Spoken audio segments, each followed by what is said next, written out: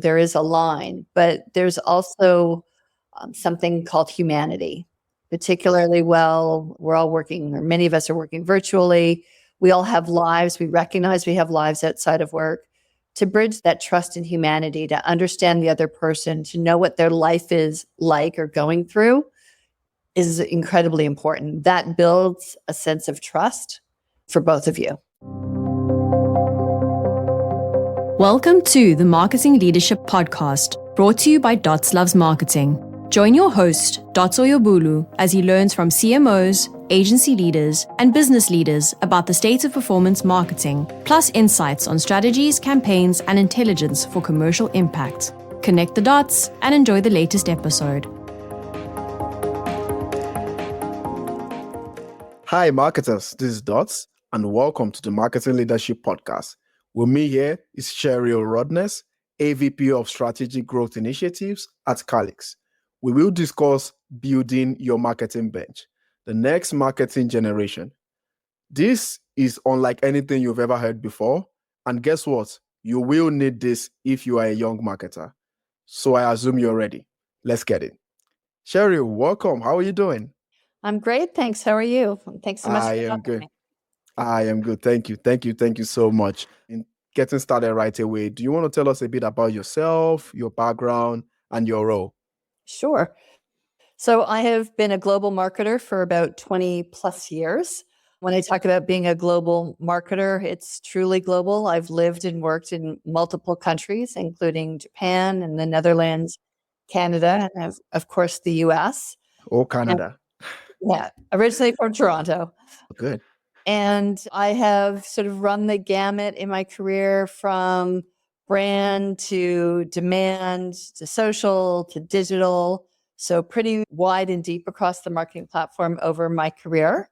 And currently, my role is a little bit different. I was been tapped the last 4 years or so to take on roles adjacent to the marketing team to actually build a broader business pedigree and background. So things in commercial operation, sales enablement and alignment with sales, talent and culture, building DEIB teams and capabilities.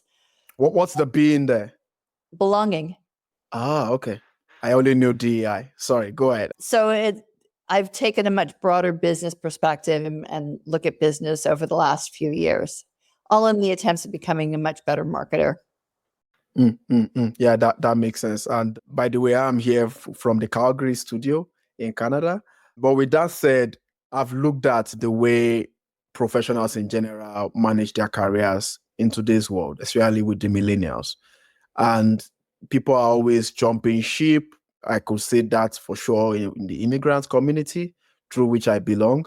I have continued my marketing journey, but we've had others branch out into other types of IT roles.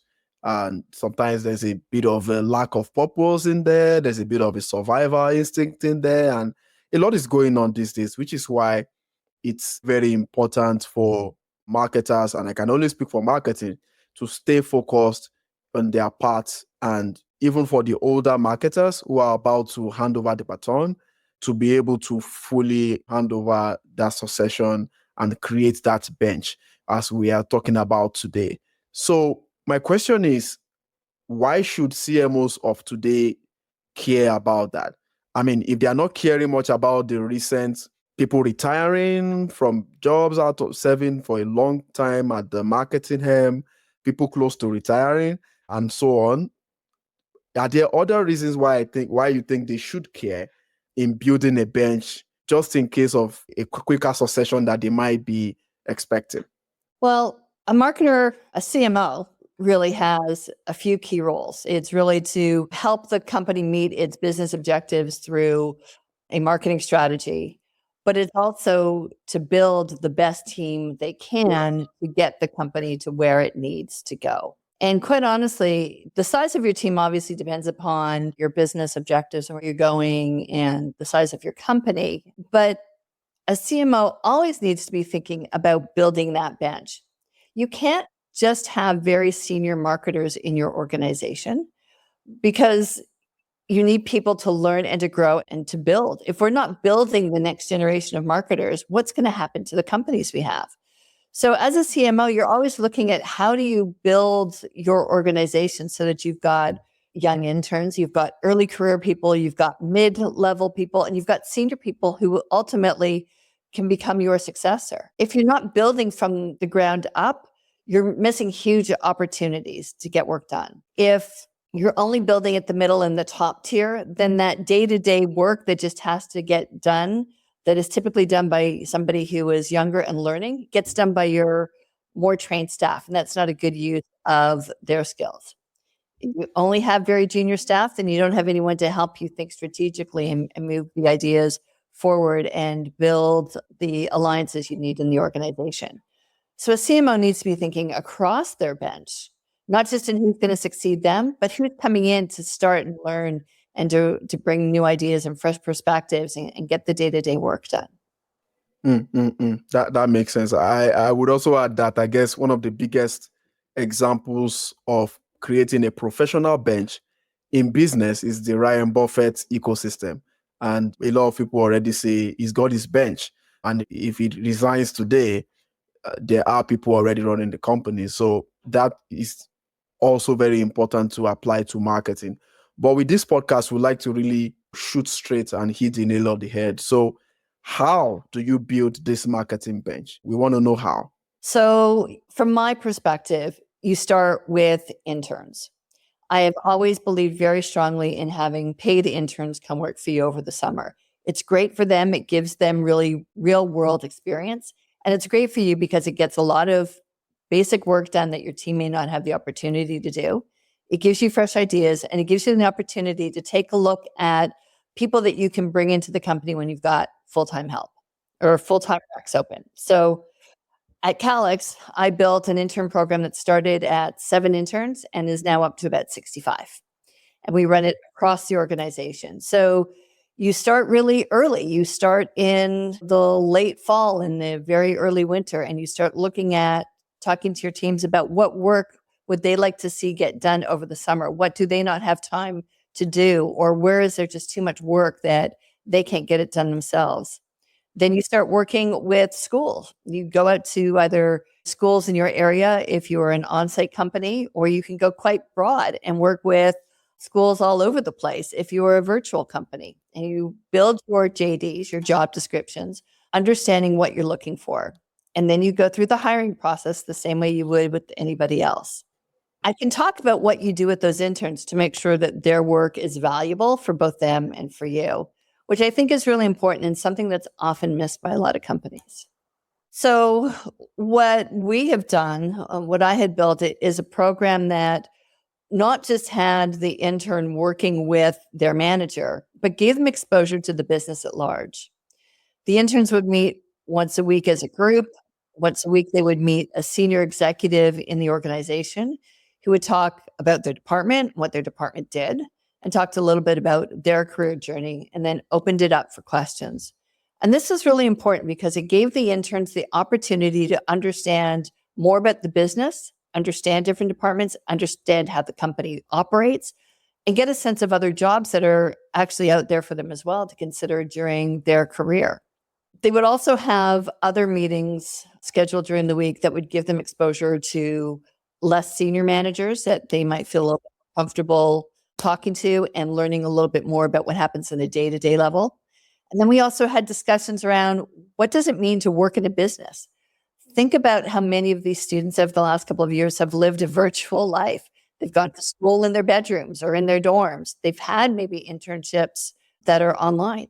They don't necessarily know how to properly behave in a business environment. So we gently teach them how to do that. You make sure you've got a fake background on, or if you don't have one, you make sure your bed is made if you only have your bedroom to work in. You make sure you're not eating all the time. You make sure your camera's on so you can see people. And we teach them how to make those connections by picking up the phone and asking for a coffee chat to create the connections that they wouldn't necessarily have face-to-face in a virtual environment. I'd say the other thing that we do that isn't critically important is at the end of the summer internship, we have them present back to the broader team and to their executive sponsor.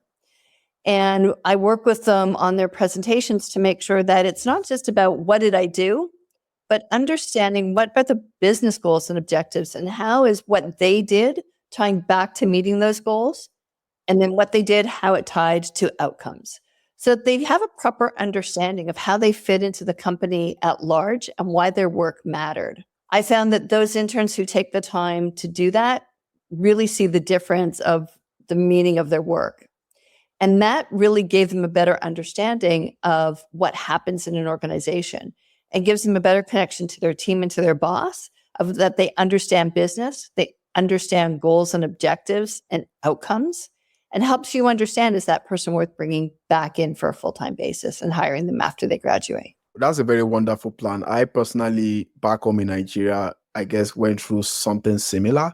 At least my career kicked off from a company where I had previously interned. In Nigeria, you have a 1-year compulsory internship after, just as you're about to leave college and even after you leave college. So that makes a lot of sense.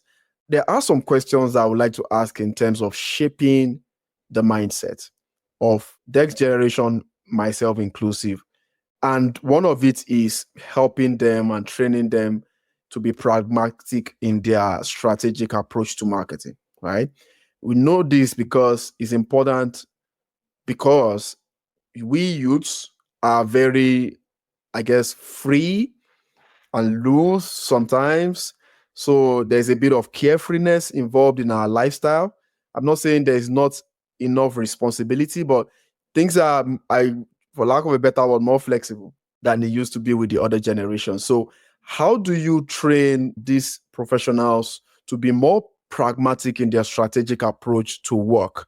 I mean, you might have mentioned a few things about the way they present and things like that, but even in the process of doing marketing, how do you encourage them to be more pragmatic in their strategic approach? Well, I'll answer that in a couple ways. I think it's important to be pragmatic in how you approach your career, regardless of what that is. And yes, this current newer generation of employees has a very different perspective in many ways compared to perhaps my generation of employees, where we tended to be a little bit more loyal. And I think we tended to have a more pragmatic approach to what it meant to get promoted. This generation tends to have less patience, I think is probably the best way to put it. But I think what they tend to lack, and what I'd encourage everyone to think about, is it's not doing the work. When you think about your career, when you think about being a marketer, it's not what did I get done today, but have you thought about the business at large, the business goals? Have you taken the time to understand the business and how what you do impacts achieving those goals? And is what you've done helped move towards the outcomes? I'd say that's probably the one piece of advice that I would give that I see lacking the most. There's such a desire and need to get something done and get something done quickly.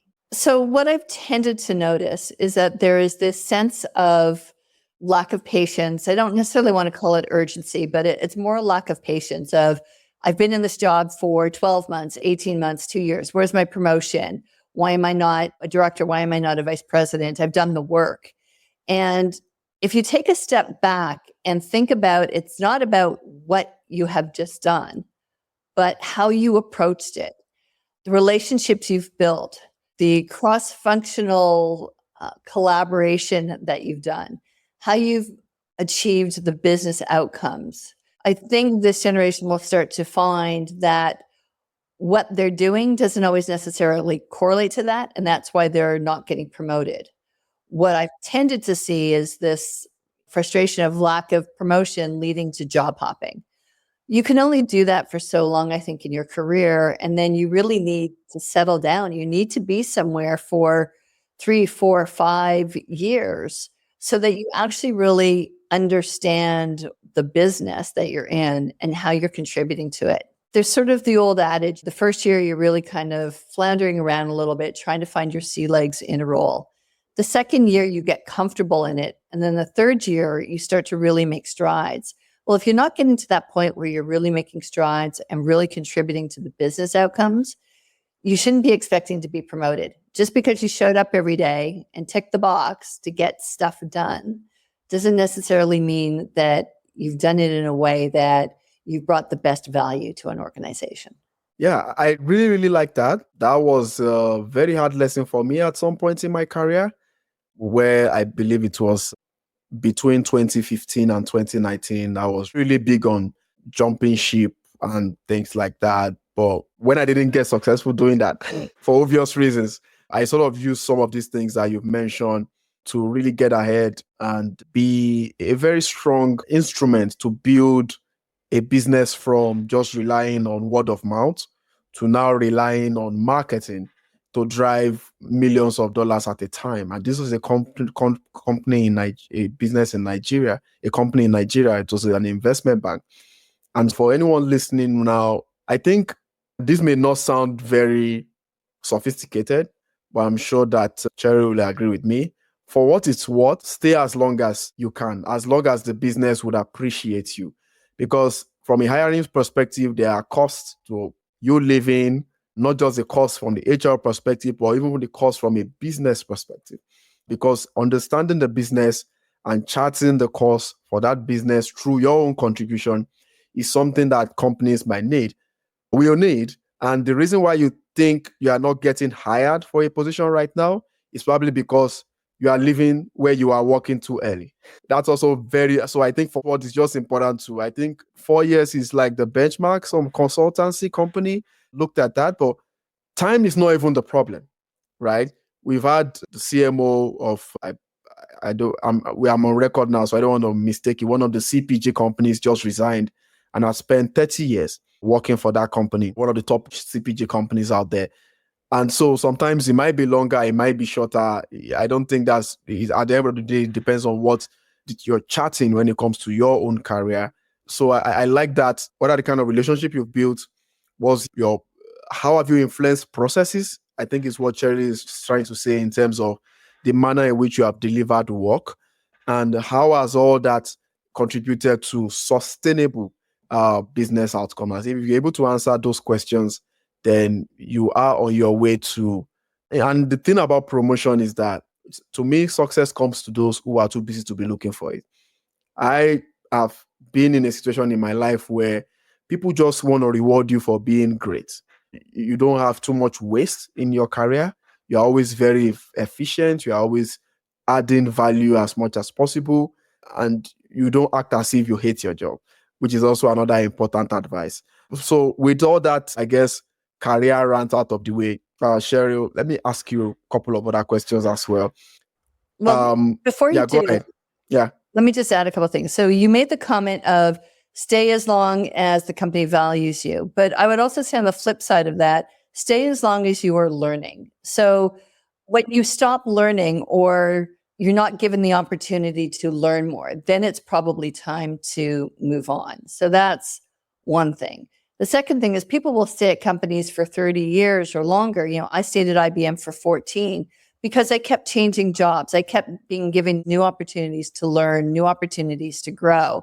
You don't have to leave to get those opportunities. But that leads me to point number 3, which is it's really important for you to understand that you are in charge of your career and not your boss. And I don't know how many times I've said that or I've had my managers say that to me. If you want something to happen in your career, you have to ask for it. You have to take the steps to be able to move towards that, whether it's growth and things you need to do to get to that next stage. But unless you ask, nobody is necessarily going to come to you with it. There are some companies that have great pragmatic programs for people that they put you through. I was going to say, right? Yeah. And you get those opportunities, but most companies don't. And so if you want a new role, if you're looking for a new challenge, if you're looking for a promotion, you need to take control of your career and you need to ask for it. Do not put your career in the hands of anybody else. Yeah, I agree with that. And I had a bit of a chapter in my life where that happened. For the sake of those involved, I will not go into details, but you're really right about that. But I think it's also important to keep exploring the responsibilities that younger marketers should be aware of, even those with some experience. And if I will take from the line of the Spider-Man movie franchise, with great power comes responsibility. And one of the responsibilities that is happening from a marketing role perspective is that marketing is beginning to become very commercial in nature, very customer centric. And so it's not just about the very fluffy, beautiful, shiny object called marketing that we do before now, but there is a lot of sales alignment, there is a lot of service alignment, there is a lot of collaboration with finance, and even in the tech side as well. If you are really doing marketing, you will be involved with a lot of the digital transformation or technological transformation department. So it's a much broader role these days, which is why, if you're listening, you might see some CMOs being referred to as Chief Customer Officer, Chief Audience Officer, or Chief Commercial Officer. That's because it's a much expanded role. I'm not saying it adds to more hours per day, but from a strategic impact perspective, you don't have to think marketing from just that one lane of marketing. You have to think about it through these many other facets that affect the share of life of the client. So my question to you is, from your experience, how, number one, whether they are interns or younger marketers, are they aware of what this future looks like? And number two, if they are, how are they taking it in general? That's a really good question. So I would start by saying really good marketing has always been customer centric. It has been based upon customer or audience insights and needs. Really good marketing. Having said that, yes, over the years, marketing has become much more focused in better understanding the customer need, the customer demand, and following that. Younger marketers today, I think, tend to be taught the value of data, and so they become very data centric. They start to understand the tech stack and the importance of metrics. What I don't think they necessarily understand is it's not all metrics that matter. What metrics should you really be looking at? What metrics are really giving you indicators that the business is moving forward? That's one piece of it on data. But I think they're doing a good job, particularly in schools and in training and teaching students the importance of data in the marketing field. What I don't think they're teaching, however, is the alignment between sales and marketing. And I think that's something that every marketer really needs to better understand and be better aligned to. Sales has the pulse of the customer. They understand how customers are interacting with your products. Good salespeople are helping you understand what the customers need. They're helping tease out the specifics of what's working and what's not working for a customer from your product standpoint. As a marketer, you need to spend time listening, not just to what sales is saying, but also to spending time with their customers, to working with sales to bring in their customers for advisory boards, to be with sales in sales meetings to understand the conversations that are happening, but to be aligned very closely with sales and taking that information in. The other very key thing that seems to be getting some attention, but I wouldn't say necessarily by young marketers or certainly by the schools, is the alignment of helping marketers translate the messages and the materials they're taking into the market into how sales sells it. So when you have an environment that tends to be B2B, so you've got a sales team selling into a retailer or selling into some other sort of business, you need to understand how your sales team are taking the messages, the materials you're creating, and then delivering that story. So I don't think that there is enough time spent on storytelling or teaching storytelling from the marketer to the salesperson, to enabling them with the right materials to help them tell that story, to do coaching sessions with them on how to tell the story, what are the right points to hit, what are the objections to understand. So I think that there is a key miss there. Now, there are lots of tools that have been introduced over the last probably 5-10 years to bridge that sales enablement area, but I don't think enough time is being spent truly between the marketer and the salesperson to understand what's working, what's not working, and why, and to listen to how those materials are being used. And I think that's a gap in schools. I would love to see a course added around the area of sales and marketing alignment to be able to talk about that. It's even in this podcast, if you've been listening to a couple of episodes, I'm always really big on, I think when I initially started the podcast, it was more about sales enablement. And we've had folks like Pam Didnia, the great ABM influencer or thought leader, speaking about this as well. But now my mindset is really just having a commercial mindset with the customer at the center. So, it's really important what you've shared there. And I do hope that we have sales enablement within curriculum going forward, because that is one of the most important ways to truly provide the kind of impact that employers, if we put it that way, are looking for. This is a bit of a fluffy question, Cheryl. And how important is the role of diversity?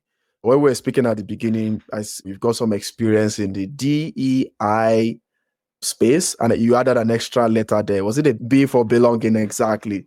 How does that play a role in building future marketing leaders, especially from a global marketing strategy perspective, of which you also have experience in? So when you talk about diversity, it's diversity across everything. It's age, background, where you grew up. If you don't have a diverse organization, employee organization, then you are very much limiting yourself to a group of people who all think one way. And I know that's probably cliched and said time and time again, but it's very true. You need to have people in your functions, in your organization, that represent the makeup of the markets that you're selling into. Otherwise, you don't understand the nuances. There's perspectives that you perceive you understand, but you actually don't unless you are of that age bracket, that ethnic background, that the country that you grew up in, whatever it is, ability, disability. You have to live in those shoes to be able to understand what those individuals think and feel and react and what makes them tick and why they would make a purchase. There's tons of innuendo you just don't understand when you try to perceive you do. One of the reasons I call myself a true global marketer, as I said, is because I've lived in those markets. I will never, pretend to be Japanese, but having lived in the Japanese market for 6 months and worked with our Japan team, I understand some of the nuances. And that helped me understand, as I was teaching them how to do integrated campaign planning and digital media, what does that mean in their market? How do their buyers and sellers behave differently than I understand North American buyers to be? And there are tons of nuances. It's that way for anything and everything. So to me, it's critically important to have a diverse group. Yeah, that's good. And I like the context through which you shared that. If you're listening, you probably enjoyed this very much. I know the subject of career is often very nice. So share this with your friends if you haven't already. But before we go on and ask Cheryl some other questions, I'd like us to take a quick break. There will be a very quick commercial break from our sponsor. And then when we are back, we're going to have a little bit of fun with the performance rapid fire. So if you are with us, please don't go away. We'll be back in a few seconds. This episode is brought to you by Listen Network, where podcasts meet their potential. If you're a brand needing podcast episode promotion or podcast follower promotion, Listen Network is here to give you the best in-class analytics, podcast growth attribution, and podcast promotion success. Find out more at www.listennetwork.co. It's the Marketing Leadership Podcast with Dots Loves Marketing, and we are speaking to Cheryl Rodness. It's time for the marketing rapid fire, or we call it the performance rapid fire. I probably will have to look at which of the versions sticks to my head. But it's 3 questions, and it's more like we are putting you on a mock trial. You will never be on trial for any real reason. You want the truth and nothing but the truth, so help you God. So, first question. What is your best marketing KPI? And we don't want to hear sales. Time to close. I love that. Time to close. And that's different whether it's B2B or B2C. And you can use that to perform any kind of activity that is needed for nurturing. Good one. Second question, how long do you use social media every day? Probably too much. Yeah, because you are very responsive, which is a very good thing. I'm on LinkedIn at least once a day. Makes sense. Then the last one should be very easy. What is your favorite marketing quote? I don't know if I have a favorite marketing quote, but my favorite quote is, people will not remember what you say, but they'll remember how you made them feel, by Maya Angelou. Yeah, that's one of the most it's actually a branding, customer service, business marketing quote. So it's a good fit for commercial marketing, if I'll put it that, or commercial operations, if you put That it that way. It is. If you are a good brand marketer, people will remember how your product made them feel, not necessarily what the tagline was. Yeah. That's a good one. Okay, back to the episode now. Just a few questions before I let you go. And it's really about taking this forward. And we have a lot of our listeners who, after listening to this, will start to take action for their lives, for their career, and doing some sort of realignment. So I don't know if you've got and I know you've shared a lot of ideas already, but I don't know if you've got some sort of a high-level playbook for training the marketing bench and preparing them for what's to come. Especially if there is a marketing leader listening right now and needs to start to implement a few things just to prepare the next generation of marketers, what would be your advice for them? In preparing the next generation of marketers for their team, I think one thing they clearly need to do is create career ladders within their organization, understand what the progression is for people to come into the organization and to grow. And from that ladder perspective, what's a proper lateral move and what's the next vertical move? But as part of those ladders, what are the skills that people will need to go from stage to stage or from move to move? That's really critical. I think that's important for both the senior marketer to have, as well as for the people entering the organization to know what the clear path is. I'd say the next thing that they really need to do is to make sure that they have a proper bench, that they have filled their team with junior, mid-level, and senior people. And those senior and mid-level people have been assigned as mentors or buddies to others in the organization. Sometimes mentorship can be difficult when you're in the same organization, but think of it more as a buddy, somebody that you can go to ask questions, to get some help from, to get some guidance from within the department, within the function, to help you learn and know in a safe environment. Those are probably the two things I would say for the senior marketer as they look to build their bench. For the junior person, I'd say the most important thing you can do is have a clear understanding of where you want your experiences in your career to go over the next 12, 24, 36 months. And you may not know as far as 36. A lot will look at their career and go, oh, I want to be a CMO. Well, be realistic, pull it back a little bit. Where People do you like me. And then understand what's it going to take to get there. Not assume that if you just do a good job and get the job done, it will happen. And then go find mentors, people to talk to who will give you straight up guidance and help in understanding your organization or your function and what you need to do, and to be able to talk through situations and scenarios in a very open and honest way. And I'd say, listen. As a junior person, don't assume you know the answers. Don't listen for what you want to hear. Listen. You'll get guidance and you'll get direction. It may not all be what you want to hear, but it's all that you need to hear. Yeah, and that happens all the time. I like the mentorship part. I think if you cannot work with a direct report that is able to, act as your body, using the word body, then you might need to find some sheep somewhere else. I have been very lucky. In fact, from the very first time I started out, everyone I've worked with, I've been very close to.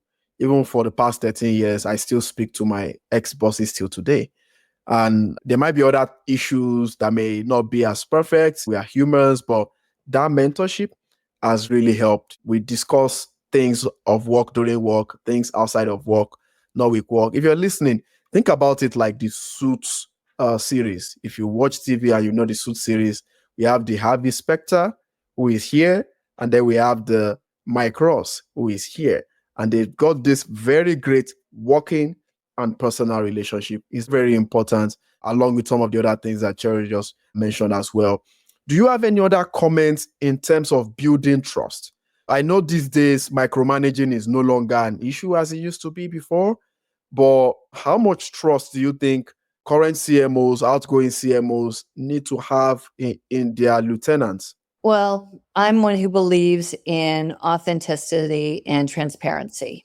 You have to understand that as a lieutenant, your job, quite honestly, is to make sure your CMO doesn't fail or looks good, or you're not letting them down. So I firmly believe that you do your job, you do it well, but you always keep your CMO apprised so that they're never surprised by something. You don't want them to find out about a situation, good or otherwise, that you hadn't given them foresight into. And if you are honest and transparent, it builds that trust with them. Giving bad news is not an easy thing to do, but it's important. And if you do that early so that you can rectify situations when they're happening, you build that trust. If you try to hide it and it backfires on you, that trust will be lost. But I also believe that we spend so much time working that trust is built by creating a personal relationship and bond. You don't want to get into the business of the people who report to you. There is a line, but there's also something called humanity. Particularly, we're all working, or many of us are working virtually. We all have lives. We recognize we have lives outside of work. To bridge that trust and humanity, to understand the other person, to know what their life is like or going through is incredibly important. That builds a sense of trust for both of you. Yeah, I understand what you mean in terms of humanity. And I'm not going to tell you how my night was all the time. For example, I had a boss that hated that question. Like, why would you ask me how was my night? I'm a married woman. But as just being human, somebody undergoing a personal challenge, I've worked with people who lost their parents in the middle of work, or their dad, their mom, people even celebrating weddings or birthdays and things like that. Just showing humanity in those kinds of scenarios helps a lot. But even showing humanity to reward authenticity, just like you said, transparency. I am always about transparency. I think I've made a pact to myself that even if it's going to cost me something, I would always disclose whatever is going on with campaigns. And if you're in the performance marketing world where you are supposed to perform miracles, then there's always a lot of bad news. It's like it's normal. But I'm always of, and I guess if you're listening, you've heard me say this a lot of times, that communicating with leadership as frequent as possible gives them this mindset of progress rather than targets. Many marketers don't want to communicate because the numbers they want to report is not looking good, because we always want to report the shiny things. And sometimes marketers report fluffy metrics like impressions or click-through rates in some cases. And many of the other fluffy KPIs I hate. But if you want to report something that is revenue-based or customer acquisition-based, but it's not looking good at the moment, just say it and say, this is what I'm trying to do with all my power to do this. Or if you are working on a channel that you believe in so much and it's not working as it should, be transparent with yourself in pulling the plug and charting a different direction. All I'm saying is that communication with your boss, communication with leadership is really, really important. And the more frequent you do that, the less they think about firing you because you are not meeting the target. Am I making sense, Cheryl, or what do you think? You are. Communication's important, but you have to have the right level of communication as well. You need to make sure that your communication is crisp, it's succinct, you are indicating what the problem is and what you're trying to do to solve it. I don't believe in communication just to say I've got a problem. The more senior you become, your role is to make sure that you're not bringing problems to your boss, but you're bringing solutions. So you have to think about your communication from that standpoint. You want to be careful. You're not Chicken Little. The sky's not falling. Here's the issue. Here's how I've been tracking it. Here's what I suggest we do to rectify it. Or here are my 2 suggestions as potential solutions. Always come with the solution. Never just come with a problem. Yeah, I agree. And my boss has always said that as well. Before I let you go, one more last question. We, the new generation of marketers, I think you alluded to that at the beginning, we love tools a lot. We want to use the next nice thing. We've got ChatGPT, we've got AI, we've got all this stuff going on. And I think sometimes, if I would be honest, on behalf of this generation and even the Gen Z generation, so there's sometimes too much reliance on tools. Sometimes yes, there is importance in the technicality. We are more technical than our predecessors, but I'm just wondering if it's even too much at this point. And I don't know if that's something you've ever thought about, if that's part of your training to people to maybe complement with different skills and have the right mix. What do you think about this generation being too technical from the marketing perspective? I wouldn't say it's about being too technical. What I would say is that at the speed that technology is being developed, there's constantly a new tactic or capability or app that's being created. And what you need to do is to take a step back and say, again, what are my objectives? What are my goals? What's the best channel to get there? And the newest and brightest and shiniest object may not be the best thing. If you're in a B2B, a mature B2B business, TikTok is not the way to go. So you really have to think about not just what's new and cool, but what's going to actually reach the audience that you are trying to attract. And is that going to give you the outcomes you need? Now, having said that, that's from in your day-to-day work life. As an individual, as a marketer, I think it's really important to keep up to date with as many of the new tools as you can. And so you want to investigate, you want to learn, you want to try them out, you want to get to know them and understand them so that you can make an informed decision. Are they the right thing to bring in and to test in order to use in your business? Yeah, that makes sense. If you're listening, this is not a masterclass, but it does feels like one, because that is what we do with the Marketing Leadership Podcast. Is premium wisdom at no cost. Thank you, Cheryl, for sharing that. And like I said, I have learned a lot myself, and I'm sure those listening will be too. So where can the future leaders, or like they say from where I come from, marketing leaders of tomorrow, seek your advice?